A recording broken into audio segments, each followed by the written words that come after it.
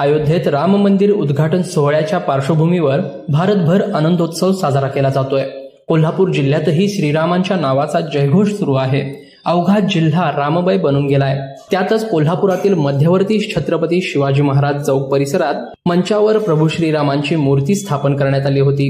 या मूर्तीसमोर कोल्हापुरातील अंध युवक मंचच्या अंध बांधवांनी भावगीत आणि भक्तिगीतांद्वारे आपली रामभक्ती सादर केली।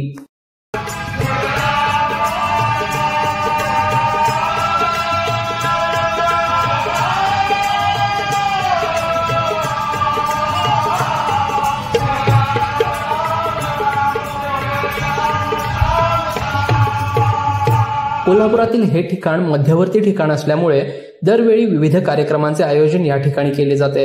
अयोध्येतील राम मंदिर उद्घाटन सोहळ्याच्या निमित्ताने देखील या ठिकाणी प्रभू श्रीरामांची ही भव्य प्रतिकृती उभारण्यात आली होती।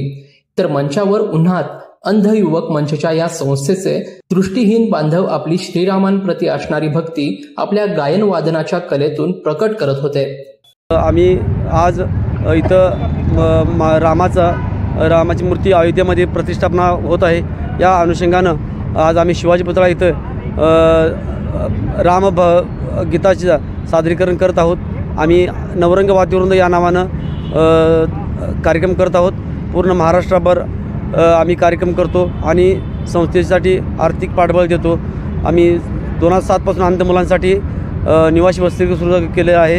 या वसतिगृहामध्ये 25 अंध मुलं मुली राहून शिक्षण घेतात आणि आपल्यासारख्या नॉर्मल मुलांच्या मध्ये ही गोखले कॉलेज आणि विकास विद्यामंदिरमध्ये शिकत आहेत। आम्ही तसं 2003 पासून आम्ही गाण्याचा कार्यक्रम करत आहोत आणि 2003 पासून काम करत असताना आमच्या पीटीवरती सतीश हिरकोडे, ढोलकीवरती अमोल कांबळे आहे आणि अनाउन्समेंट करणारे राहुल आपटेकर आणि आमच्या गाणे वसतिगृहातल्या अंध मुली दरवर्षी मुली येत जातात, मुलं येत जातात आणि शिक्षण पूर्ण झाले की ती मुलं बाहेर जातात। त्यामुळं दररोज वर्षी वेगवेगळ्या मुलं मुली असतात। जो शाम का दर्शन किया करे, जो प्रभु चरण वंदन किया करे, बेकार मुख है जो रहे जो बात में, होए जो हरि नाम का सुमिरन किया करे। हीरे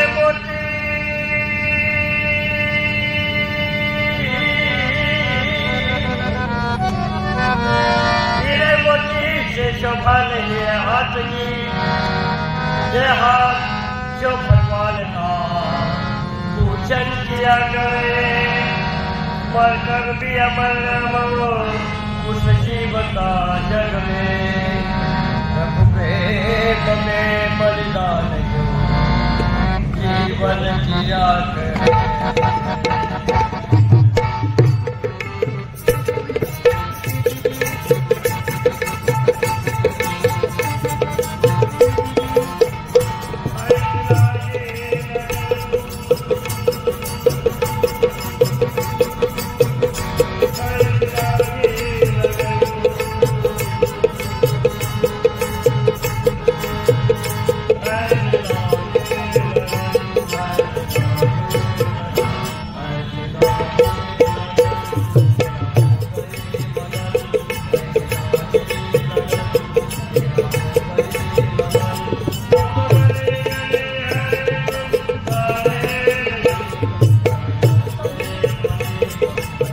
दरम्यान आपल्या कमतरतेवर मात करत इतर मुलामुलींप्रमाणेच हे अंध बांधव गायनाचे कार्यक्रम करत असतात।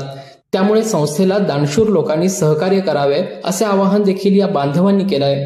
लोकल 18साठी साईप्रसाद महेंद्रकर, कोल्हापूर।